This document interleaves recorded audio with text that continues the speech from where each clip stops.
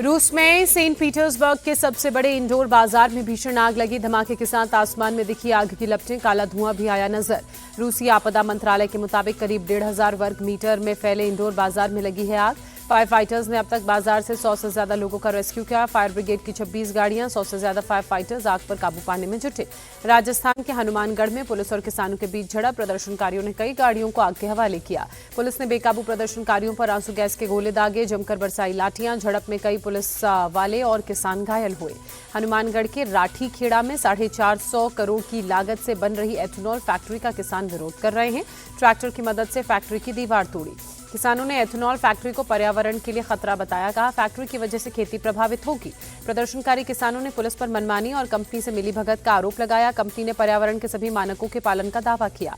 किसानों के साथ झड़प के बाद हनुमानगढ़ पुलिस छावनी में तब्दील। भारी तादाद में पुलिस फोर्स के साथ सीमा सुरक्षा बल की 2 टुकड़ियों को तैनात किया गया। प्रशासन ने टिब्बी कस्बे और आसपास के गांव में इंटरनेट सेवा को बंद किया। आज स्कूल और बाजार बंद रखने का आदेश। 12 राज्यों में वोटर लिस्ट के एसआईआर का आज आखिरी दिन। सूत्रों के मुताबिक यूपी, बंगाल सहित कुछ राज्यों में बढ़ाई जा सकती है आखिरी तारीख।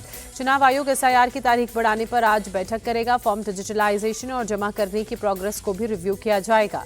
यूपी में 99.14% रिकॉर्ड का डिजिटलाइजेशन हुआ। 2,91,00,000 वोटर्स ऐसे पाए गए जिनकी या तो मौत हो चुकी है या दूसरी जगह शिफ्ट हो चुके हैं। मध्य प्रदेश, अंडमान निकोबार और लक्षद्वीप में भी जहां 100% एसआईआर पूरा हुआ, वहीं बंगाल, छत्तीसगढ़, गोवा, गुजरात और तमिलनाडु में 99% से ज्यादा एसआईआर पूरा हो चुका है। सपा चीफ अखिलेश यादव ने एसआईआर के बहाने एनआरसी का आरोप लगाते हुए कहा, पहले वोट काटा जाएगा, फिर राशन कार्ड खत्म होगा और अंत में आरक्षण ही खत्म कर दिया जाएगा। पश्चिम बंगाल की सीएम ममता बनर्जी आज नादिया में रैली करेंगी। एसआईआर के खिलाफ जनसभा को संबोधित करेंगे। पश्चिम बंगाल में नेता प्रतिपक्ष शुवेंदु अधिकारी ने सीएम ममता पर बांग्लादेशी घुसपैठियों को संरक्षण देने का आरोप लगाते हुए कहा, इसलिए वो एसआईआर का कर रही हैं विरोध। पश्चिम बंगाल में जारी एसआईआर के बीच नादिया में सड़क किनारे बड़ी संख्या में वोटर आईडी कार्ड बरामद किए गए। पुलिस ने पहचान पत्र से भरे बैग को जब्त कर जांच शुरू की। पीएम मोदी ने चुनाव सुधार पर लोकसभा में अमित शाह के समापन भाषण की तारीफ करते हुए कहा, अमित शाह ने तथ्यों के साथ अपनी बात रखी है। पीएम मोदी ने कहा, अमित शाह ने विपक्ष के झूठ को एक्सपोज किया, सदन में चुनाव की प्रक्रिया को समझाया। लोकसभा में चुनाव सुधार पर समापन भाषण के दौरान अमित शाह ने 3D मंत्र दिया। कहा, डिटेक्ट, डिलीट, डिपोर्ट की 3D पॉलिसी से बाहर होंगे घुसपैठिए। अमित शाह ने कहा, एसआईआर पर कांग्रेस और उसके साथियों ने देश की जनता को गुमराह किया है। चुनाव आयोग को मतदाता सूची बनाने और उसमें सुधार का अधिकार संविधान ने दिया है। गृहमंत्री की विपक्ष को दो टूक। कहा, बीजेपी कभी चर्चा से भागती नहीं। चुनाव आयोग सरकार के अंडर नहीं आता। चुनाव आयोग के लिए जब नियम बने तब बीजेपी नहीं थी। अमित शाह ने कहा, पहला, दूसरा और तीसरा एसआईआर नेहरू के कार्यकाल में हुआ। इंदिरा और राजीव गांधी के समय भी एसआईआर हुआ, लेकिन इससे पहले कभी एसआईआर पर विरोध नहीं हुआ। राहुल गांधी के आरोपों पर अमित शाह का जवाब। कहा, राहुल गांधी ने 5 नवंबर को परमाणु बम फोड़ा। हरियाणा को लेकर झूठ कहा। हरियाणा में कोई फर्जी वोटर नहीं है। अमित शाह ने कहा, सबसे पहली वोट चोरी पंडित नेहरू ने की। सरदार पटेल की 28 और नेहरू को सिर्फ 2 वोट मिले, फिर भी नेहरू पीएम बने। ये पहली वोट चोरी थी। अमित शाह ने कहा, दूसरी वोट चोरी इंदिरा ने रायबरेली में की। हाईकोर्ट ने उनका चुनाव रद्द किया। नागरिक बनने से पहले सोनिया गांधी का मतदाता बनना तीसरी वोट चोरी थी।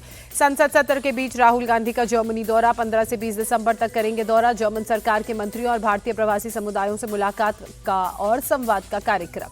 आंध्र प्रदेश के तिरुमला तिरुपति देवस्थानम मंदिर में लड्डू घोटाले के बाद सामने आया दुपट्टा घोटाला। 10 साल से सिल्क की जगह पॉलिस्टर के दुपट्टे चढ़ाए जाने का आरोप। मंदिर का संचालन करने वाले ट्रस्ट का आरोप, 2015 से भक्तों और दानदाताओं को दिए जाने वाले पवित्र रेशमी दुपट्टे पॉलिस्टर के थे। 300-400 रुपए की शॉल मंदिर को 1300 रुपए में बेची गई।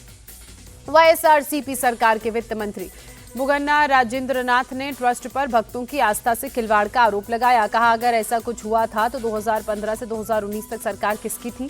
गोवा क्लब अग्निकांड मामले में गिरफ्तार अजय गुप्ता को आज कोर्ट में पेश करेगी गोवा पुलिस। रिमांड की करेगी मांग।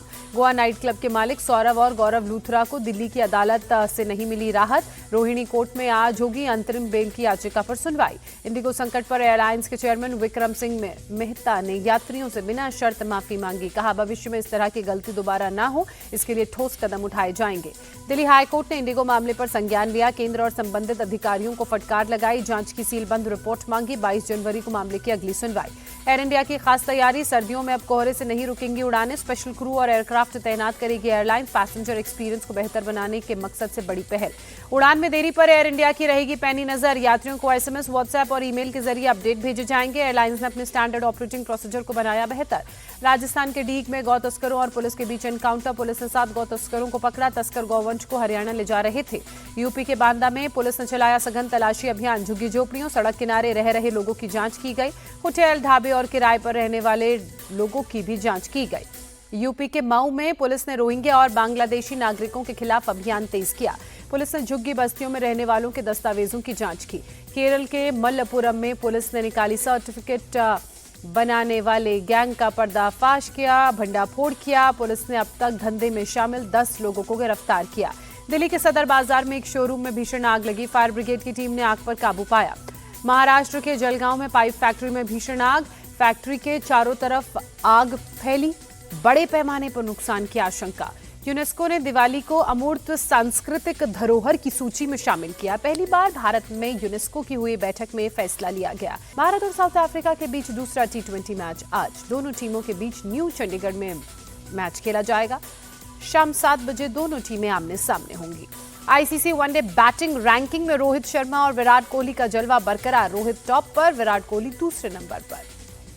कोलकाता के लेक टाउन में लियोनेल मेसी की 70 फीट ऊंची प्रतिमा का निर्माण, 13 दिसंबर को मेसी प्रतिमा का करेंगे उद्घाटन।